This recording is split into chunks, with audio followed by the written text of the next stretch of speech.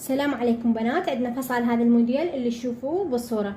طبعا هذا الموديل يتفصل بأكثر من طريقة، هواي إلى طرق يتفصل بها، بس أنا جبت لكم هذه الطريقة كلش سهلة للمبتدئات ويقدرون يفصلونها بكل سهولة. عندي هذه القطعة طابكتها على 4 طبقات بهذا الشكل. هذه الجهة المفتوحة طالعة بها منها 5 سنتيم. هنا بنات القياسات عندي محيط الصدر انتم تتحكمون به، ومحيط الخصر العرض حسب القياس اللي عندكم. عندي هذه الجهة المفتوحة هذه طالعة بيها 5 سنتيم، هذه راح تصير عندي من الأمام، بس منها مالت الصدر تصير عندي من الأمام، وهذه اللي راح تصير عندي للظهر الجهة المفتوحة. هنا عندي حفرة الرقبة 10 سنتيم، نزلت 20 سنتيم وحددت محيط الصدر. أنا هنا صار عندي محيط الصدر 30 سنتيم لهذا القياس. وهذه عندي النزال من حفرة الرقبة للخصر 30 سنتيم، وعندي 10 سنتيم راح تجي للكتف الفصل الرياضي. وطبعا هذه القصه ما راح اريدها شوي تكون صاعده، راح تكون شوي صاعده على هذه القياسات. اذا اريدها تكون كلش نازله على الخصر نسوي ال 35 ننزل بيها. بالنسبه للردان عندي هذه من هنا لهنا 20 سنتيم على مود الاستيك. بنات القياس الاساسي للرياضي هذا 10 سنتيم اذا بدون لاستيك، اذا نضيف لاستيك يصير عندنا 20. هذه على طبقتين، يعني اذا تنفتح تصير عندنا هذه 40. وهذه انا ماخذتها بقياس مال حفرة الردان على هذا القياس 29 صار عندي. هسه نبدا نفصل ويصير عندكم الفصال واضح. اول خطوة اجي اقص هذه القصة مالت القصر بهذا الشكل.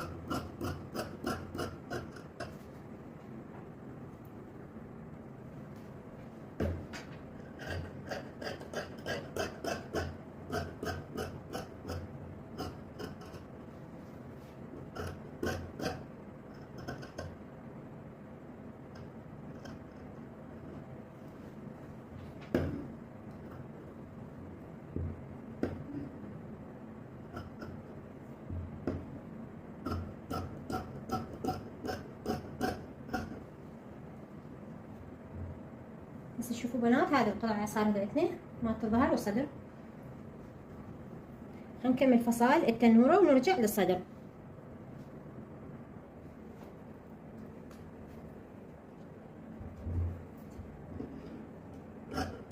هذه القطعة مترين ونص طبعا.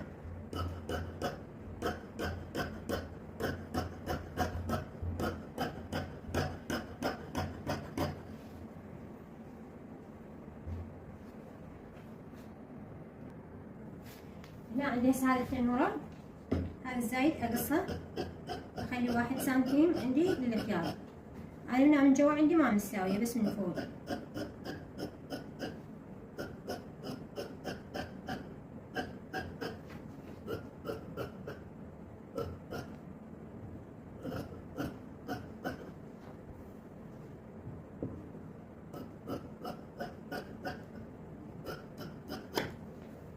من الطول بنات راح اخذ 10 سنتيم للحزام، يعني عندي الفصال رياضي، يعني راح تنضاف له 10 سنتيم من الكتف.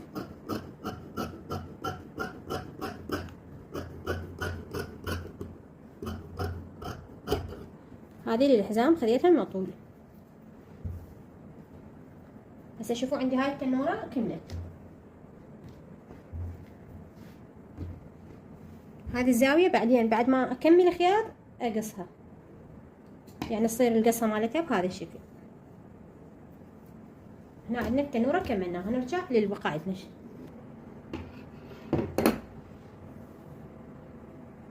هسه بنات نفصل نكمل الردان بهذا الشكل.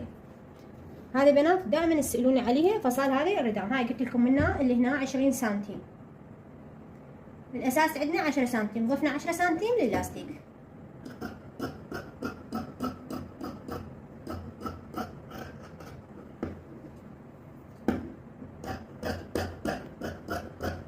هذا الردان الطول مالتها 70 سنتيم رياضي كاملة، يعني مو 3/4.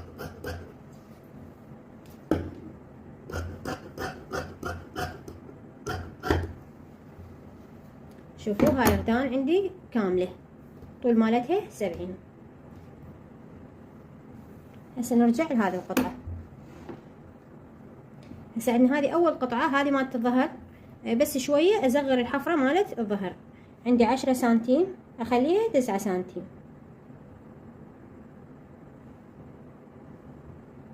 وتبقى مثل ما هي.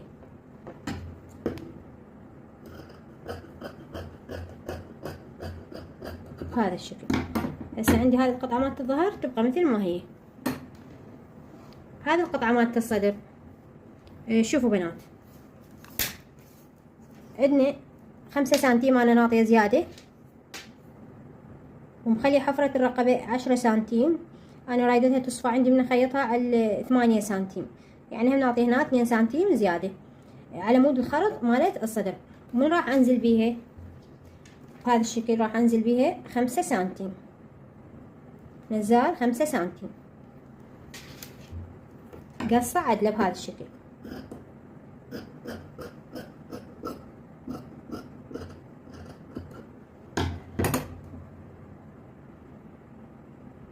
هذا الفرق عندي اخذ نصه، يعني اخذ 1 سنتيم منها بس على مود تترتب عندي على الصدر. احتاج هذا العرض لحفرة الرقبة على مود السحب مالت القياطين اللي راح اخليه. شوفوا هسه ايش قد عرضها عندي هنا، 18 سنتيم. هنا عندي تبقى بهذا الشكل، بس اكفها بعدين، اكفها ثنيها بهذا الشكل 1 سنتيم، اضربها اوفر 1 سنتيم، اخذ من عتها وادخل بها القياطين من هذه الجهة واثبته، ومنها يصير عندي السحب، ومنها راح تتخيط عندي بهذا الشكل. شوفوا بنات، تتخيط عندي 1 سنتيم وبهذا الشكل، تتخيط عندي 1 سنتيم، واترك هنا الفتحة اتركها 4 سنتيم 5 سنتيم حسب، يعني انتم مش قد رايدينها، نقول 5 سنتيم. بعد ما اكفها طبعا اخذ هذا القياس، بعد ما اثنيها 1 سنتيم ونص بهذا الشكل. هاي هي يعني هذا الموديل مالتي. انا انطيت قلت لكم 5 سنتيم بالجهة المفتوحة، فهنا يصير عندي خرط بسيط بهاي القطعة، هنا مقابل الصدر، هنا كسرات ناعمة شوية وهنا كسرات ناعمة بال5 سنتيم على طبقتين، يعني هاي القطعة تصير عندي انا ناطية بيها 5 سنتيم، وهاي القطعة 5 سنتيم من هذه الجهة، بس من حفرة الرقبة صار عندي ازيد، يعني الكسرات اللي راح تصير عندي هنا اكثر من هنا. هنا بس 5 سنتيم تتكسر عندي، ونرجع نركبها بهذا الشكل، يعني كلش سهل. هاي تتكسر شوية هنا من الصدر، وهذا الباقي كلين السحب عندي بالقياطين. هاي هي بنات، شوفوا هذا الفصل.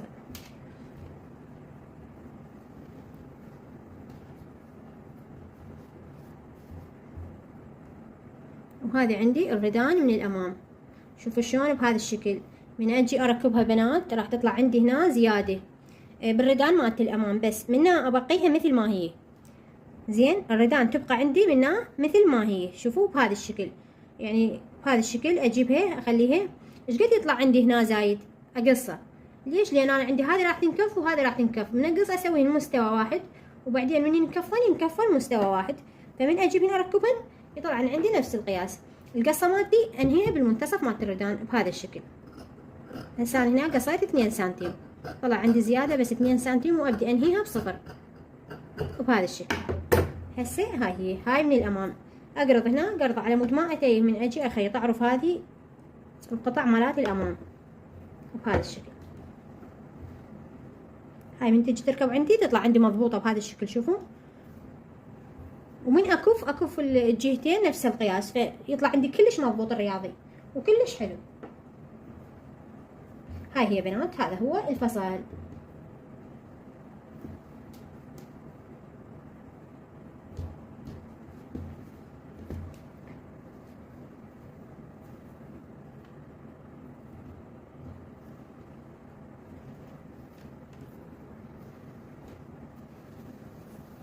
طبعا شوفوا هذا زاد عندي، اطلع من عنده قياطين، وعندي بعد هذا للحزام، هذه قطعة 2.5 متر.